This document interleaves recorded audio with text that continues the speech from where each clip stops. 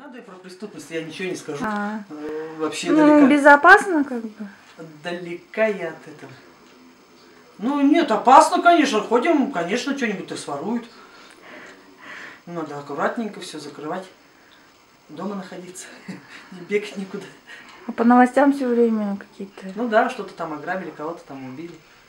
Но я считаю, что спокойнее у нас, чем, например, в тех городах. Наркоманы. Наркотики, главное. Наркотики большое дело играют в воровстве.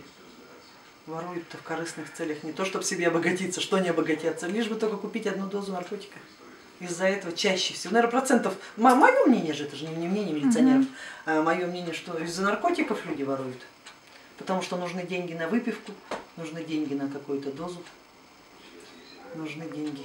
Воруют по мелочи. Пищу вкусно поесть, сумки воровать с продуктами на рынке. Вот я пошла на рынок, там украли у мужчины сумку с продуктами. Ну это что такое-то? Есть хотят просто, наверное.